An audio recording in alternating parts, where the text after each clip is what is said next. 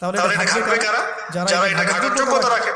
তারা ঘেটে যখন একটা প্যানেল করে একটা ফতোয়া যখন আসবে যে না এটাই, তখন আমরা সেটাকে ফলো করবো। That's all.